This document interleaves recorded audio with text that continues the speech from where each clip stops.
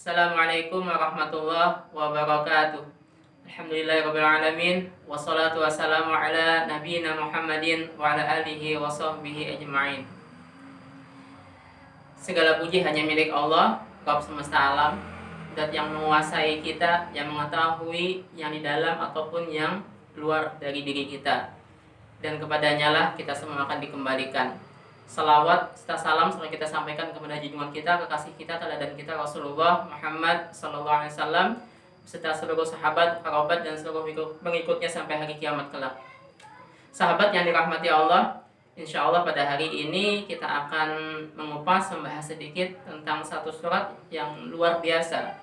Surat yang begitu menginspirasi banyak dari kaum muslimin. Surat pendek tapi kandungannya yang begitu luar biasa. Insya Allah kita akan membahas surat Ad-Duha pada hari ini. 11 ayat, turun di Makkah, termasuk kategori surat Makkiyah dan termasuk surat yang pertama kali turun, bagian surat yang pertama kali turun. A'udzubillahi minasyaitonirrajim. Bismillahirrahmanirrahim. Wad-duha wal-laili idza saja ma wadda'aka rabbuka wa ma qala. Walal akhiratu khairul laka minal ula wala sawfa yu'tika rabbuka fatardo.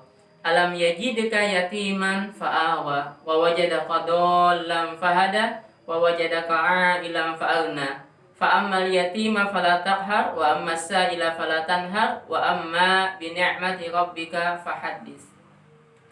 Sahabat, kalau kita lihat surat Ad-Duha ini paling tidak kita bisa bagi surat ini dalam 4 bagian.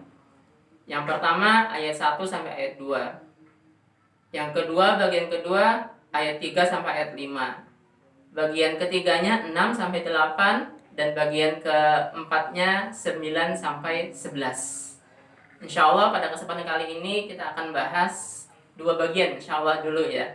Ayat 1, 2 dan 3 sampai 5. Sahabat, wadduha demi waktu duha. Wal-laili idza saja demi malam ketika sudah sunyi. Waktu duha ini gambaran ketika setiap orang beraktivitas. Waktu yang begitu membuat setiap orang hidup.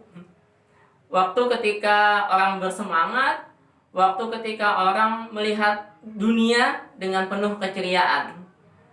Sementara waktu malam sebaliknya, waktu ketika kita beristirahat, waktu ketika kita bersantai, waktu ketika kita menikmati kehidupan ini dengan lebih santai. Ini juga adalah gambaran kehidupan kita, sahabat. Kadang kehidupan kita ada seperti waktu duha, kadang kehidupan kita seperti ada di waktu malam. Kadang kehidupan kita ya seperti roda lah, istilahnya itu ya. Kadang di atas, kadang di bawah. Kadang senang, kadang susah. Kadang hidup kita seperti apa yang kita harapkan, kadang hidup kita tidak seperti apa yang kita harapkan. Seperti itulah waktu duha dan waktu malam. Begitu juga kita dalam perjuangan, begitu juga kita dalam mengajak orang lain kepada Islam, ketika dalam dakwah kita.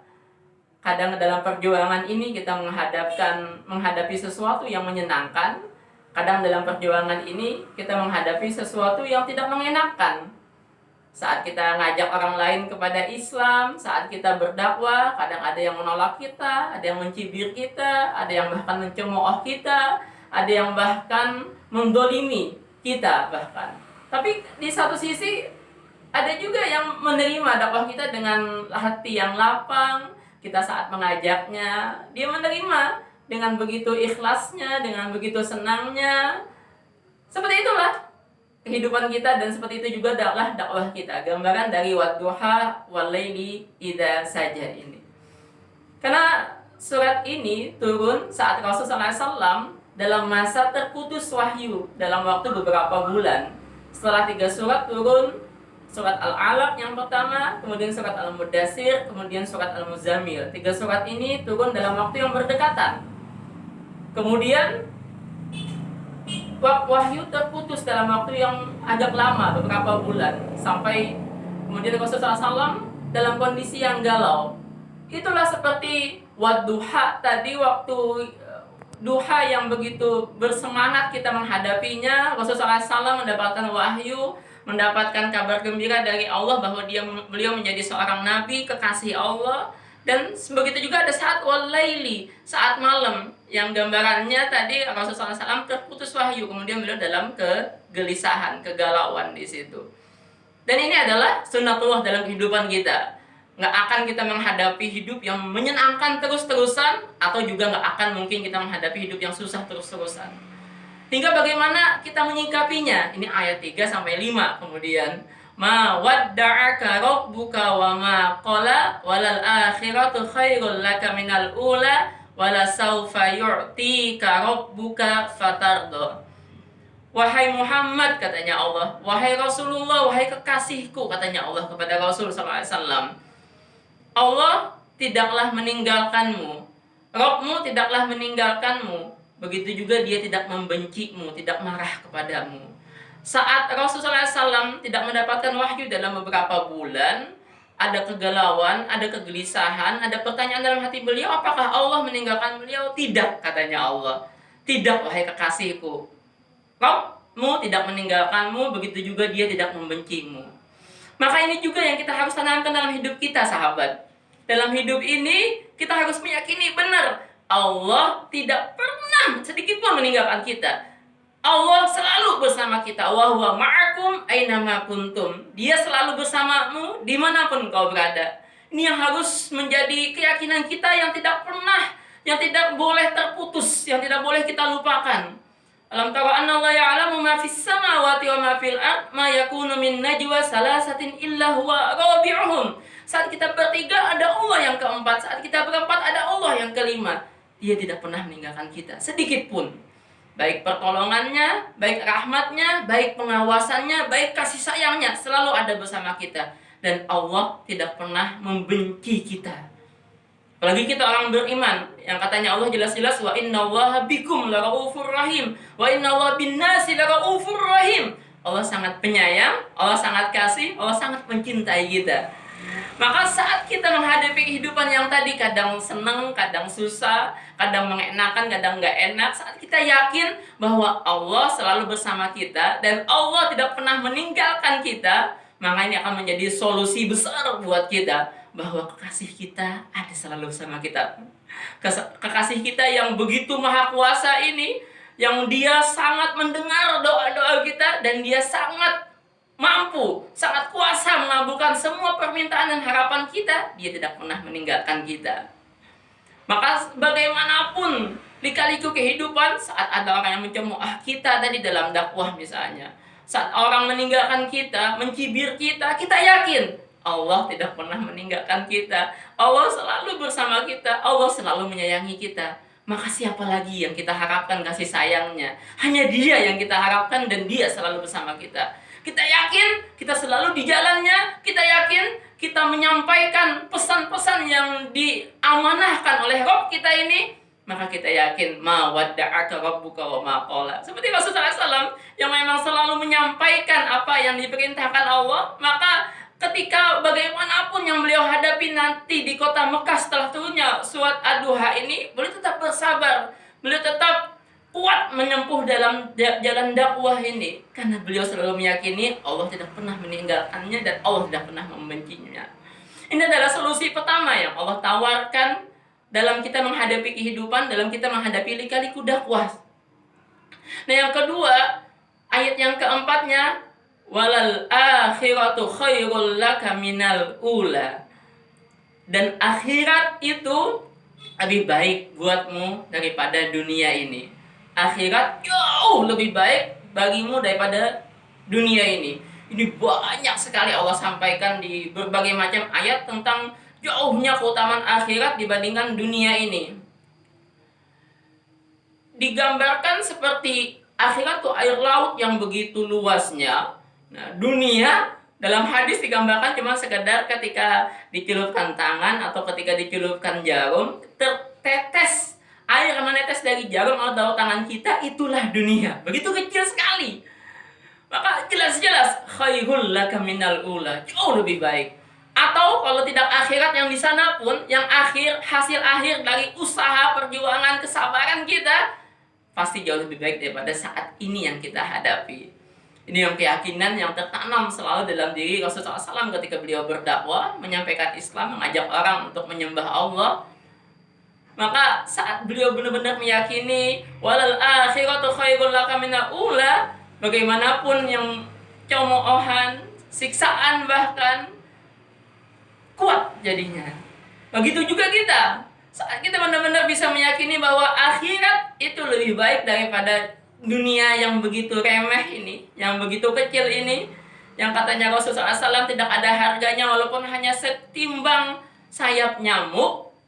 Kalau kita benar-benar bisa meyakini itu, maka cobaan yang kita hadapi di dunia ini akan terasa kecil sekali. Karena kita membayangkan, terbayang di pikiran kita, akhirat, pahala, surga yang begitu mulianya, begitu agungnya akan kita dapatkan saat kita bersabar menghadapi ujian. Apalagi dalam dakwah, apalagi dalam menyampaikan Islam, jelas sekali pahalanya begitu melimpah. Kita bersabar, maka insya Allah kita akan mendapatkan pahala berlimpah di akhirat sana. Di akhirat sana kita akan mendapatkan pahala yang begitu berlimpahnya. Kita mendapatkan istana yang begitu luasnya, kita mendapatkan bidadari yang begitu cantiknya, dan banyak lagi fasilitas yang Allah berikan untuk kita. Sementara itu kekal, itu abadi, sementara dunia ini sangat kecil, sangat sementara. Akhirat itu tidak ada kotoran di dalamnya, sementara kalau orang mendapatkan cuma sekedar kenikmatan di dunia, tetap ada banyak kotoran-kotoran yang menempel di sekitar orang tadi itu. Akhirat tidak akan terputus, sementara dunia bisa hilang untuk kita. Maka yakinilah walal akhiratu khairul laka minal ula. Bahkan dalam kenikmatan sekalipun, kalau kita yakin walal akhiratu khairul laka minal ula, maka kita nggak akan lupa sama orang di sekitar kita.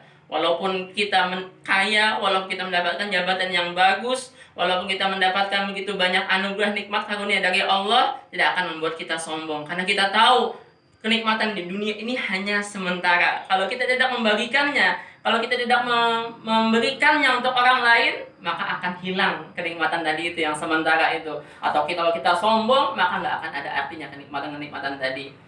Nah, yang ketiga, solusi yang Allah berikan dalam setiap permasalahan dalam kehidupan kita, termasuk dalam dakwah, adalah wala saufa yu'tika rabbuka fatardo. Dan Allah benar-benar akan memberikan apa yang engkau minta, wahai Muhammad, hingga engkau menjadi senang.